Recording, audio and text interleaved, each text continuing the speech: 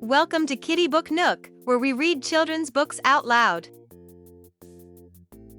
The Sour Grape by Jory John and Pete Oswald. I'm a grape. A sour grape. Grr. If somebody upsets me, I'll remember it. If somebody wrongs me, I won't forget it. If somebody insults me, I'll never ignore it. Nope. See that banana over there?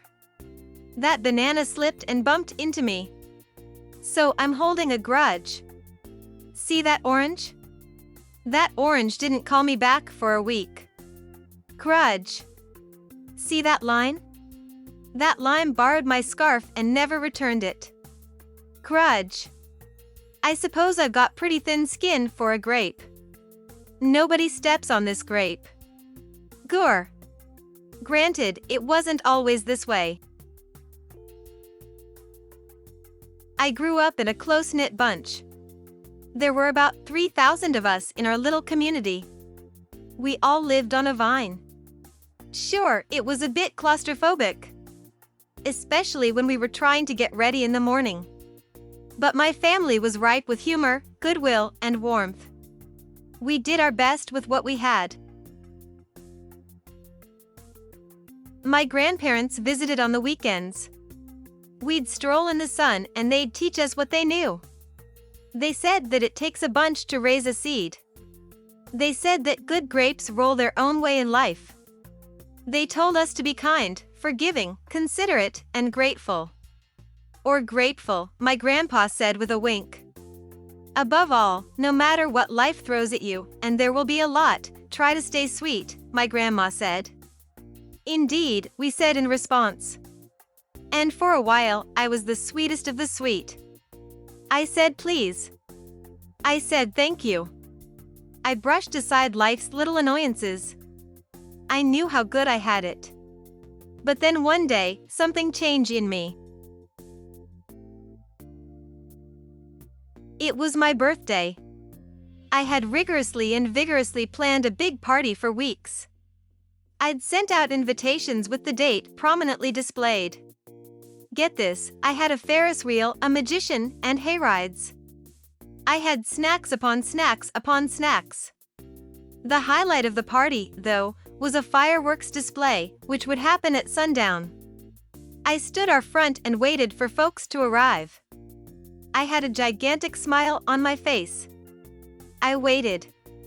Everybody was a little late, it seemed. No big deal. No big whoop. So I waited. A tumbleweed rolled by. A coyote howled in the distance. The sun sank behind the hills. And I waited. Nobody showed up. And I mean nobody. By the time the fireworks show started, with me as the sole spectator, I was scowling. I considered everybody I'd invited and only one thought came to mind. Grudge. Grudge. Grudge. Grudge. After that, my personality became something else entirely. I went from a sweet grape, to a bitter grape, to a snappy grape. Finally, I became a sour grape. Grr. I started holding minor grudges that, eventually, became major grudges. I scowled so much that my face got all squishy. I took my grumpiness out on others. And that's just how it's been. Day after day. Week after week. Month after month. Grudge after grudge. But something happened recently that changed my thinking. I was getting ready to meet up with my friend Lenny, the only fellow I know who's as sour as I am. Lenny and I usually go to the park, where we sit on a bench and rant about stuff. But just as I was heading out the door, I bumped my knee. After I bandaged myself up, I discovered I had a flat tire. Then I missed the bus and the next bus was late. Finally, I got off at the wrong stop. By the time I arrived at the park, it was getting dark. Lenny was fuming and furious, with a frown and a furrowed forehead. His face looked all squishy. We agreed to meet at exactly 4 o'clock. "You're 3 hours late," Lenny said. I tried to explain why I was so tardy, but Lenny wouldn't listen. He'd already made up his mind. He'd formed a huge grudge and he wouldn't budge. I couldn't believe it. How unfair, I thought. How ridiculous, I thought. How similar to the way I would react. Lenny was pretty worked up. He was pacing back and forth, emitting occasional grumbles. His tone was tart. So I gave him a little space. Besides, it was nice out. I noticed the sky changing colors, the melodic chirping of the birds, the evening breeze, the buzz of the park's insects coming alive at night. I suddenly felt grateful. And peaceful. And calm. Had I been missing all this simple beauty because I was too busy complaining? Meanwhile, old Lenny stormed off, muttering something about disrespect and lack of consideration.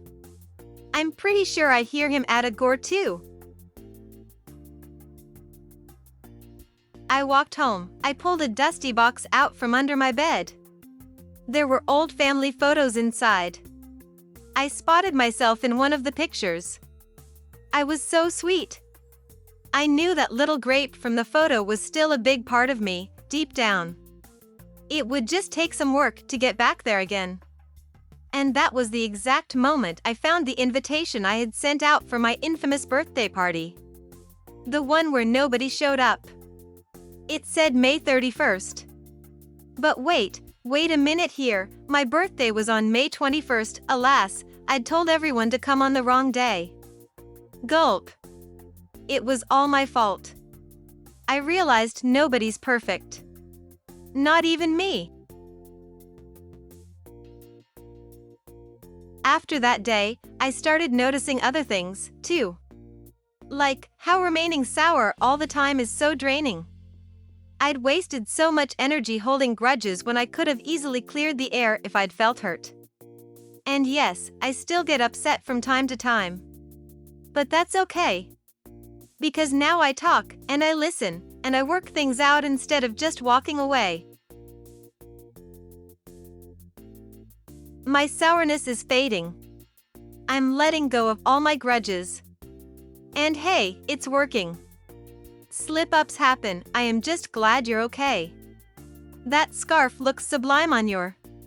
Why don't you just keep it? Aren't you glad we got to catch up? Sure, sometimes I still let out a little gore when I'm frustrated. Like this gore. But then I move on. My face is less squishy, too. Oh, and don't worry. Things are okay with Lenny again. Gosh, sorry I'm late. You must be furious, he said. No big deal, my friend, I said.